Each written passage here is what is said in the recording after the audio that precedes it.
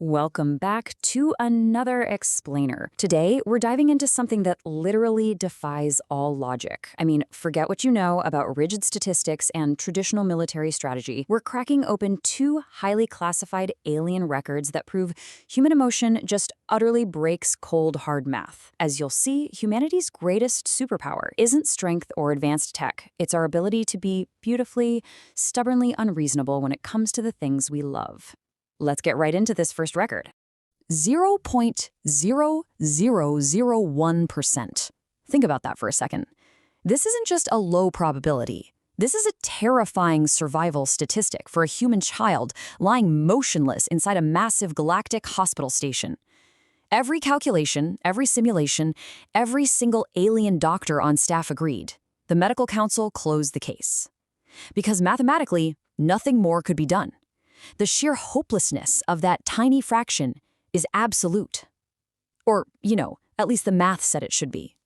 Now, outside that medical chamber stood the child's father, a human engineer. And for 11 grueling days, he just waited.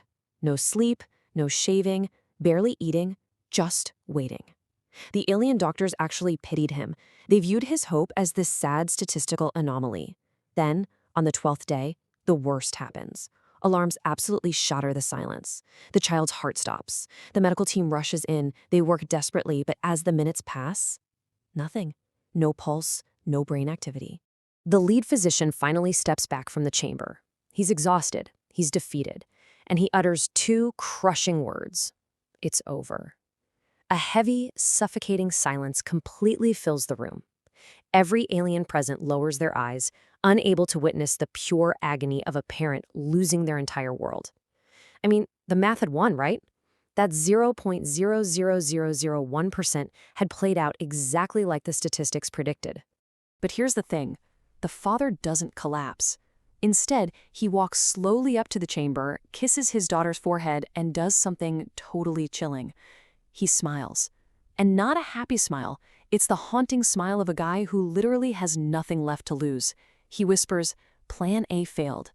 Then he calmly pulls 12 small data drives from his pocket, looks up at the doctors and says, "Plan B." So what was actually on those drives? Well, for 11 days, while the alien doctors thought he was just out there grieving, this father had secretly networked the entire human race. Universities, laboratories, research stations, engineers, programmers, doctors. He mobilized an entire species for one little girl. Across the galaxy, millions of humans simultaneously dropped whatever they were doing. The station's medical network literally almost crashed as experimental tech, untested procedures, and wild theories just flooded in.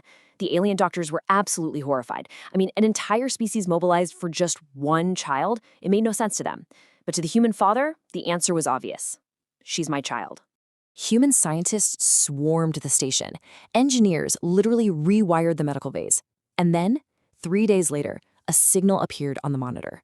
Weak, tiny, but real. A heartbeat. The room completely froze.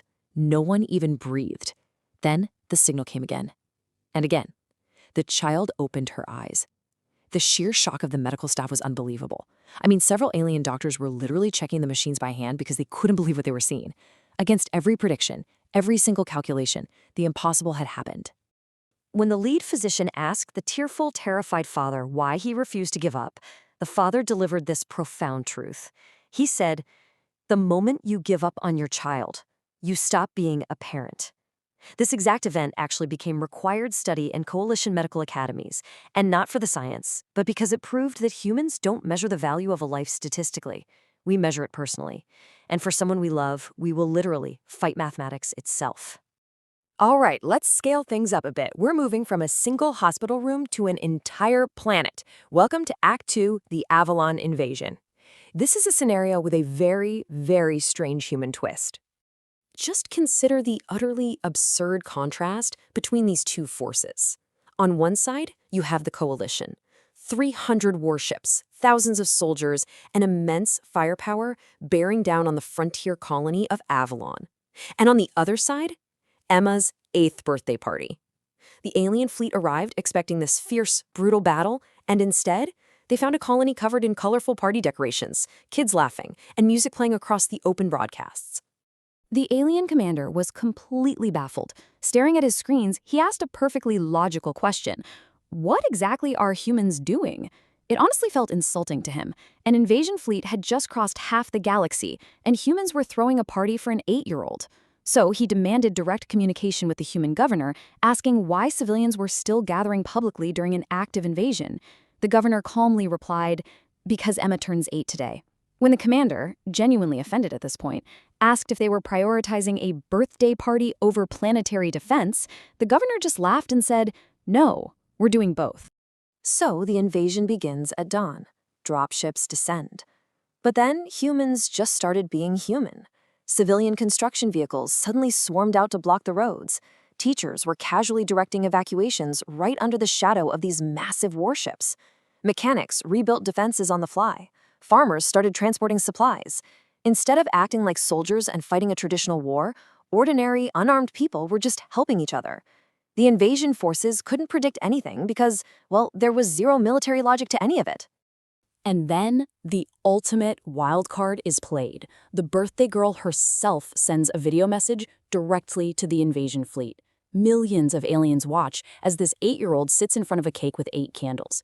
She politely introduces herself, acknowledges the massive alien armada trying to invade her planet, and delivers this absolute gem of a request. She says, "Could you maybe wait until tomorrow?" The entire alien command bridge erupted in laughter. And not mocking laughter, but pure, disbelieving laughter. The commander literally rubbed his forehead, thinking, this species is insane. But the ripple effect of that message was incredible. First, the video spreads like wildfire through the alien ships, the barracks, and the command centers. Next, frontline commanders start ordering unofficial ceasefires. Why? Because nobody wants to be the guy who ruins an 8-year-old's birthday. Suddenly, you have human and alien soldiers exchanging food and medical aid. The momentum of this massive galactic invasion was just completely shattered. And finally, official negotiations are requested, and the war is entirely canceled. The alien commander was forced into a massive realization about human unpredictability. You see, it isn't about ignoring logic. It's our tendency to value things that logic simply cannot measure. Things like family, traditions, moments, and people. For years, the coalition had viewed humanity as aggressive and dangerous. But they had completely misunderstood us. We aren't irrational. We just have a totally different scoring system for what makes life worth fighting for. Emma never became a famous general or a politician. But hidden deep within the coalition military archives is a classified note explaining exactly why their grand campaign failed. It reads, "Never underestimate humanity's ability to change history for reasons that make absolutely no military sense." It's a powerful reminder of our true strength, isn't it? Our greatest victories don't always come from superior firepower or flawless mathematical calculations. They come from the stubborn, beautiful, and utterly human choice to care. So what unpredictable human moment will you choose to defend today? Thanks so much for tuning into this explainer, and we'll catch you next time.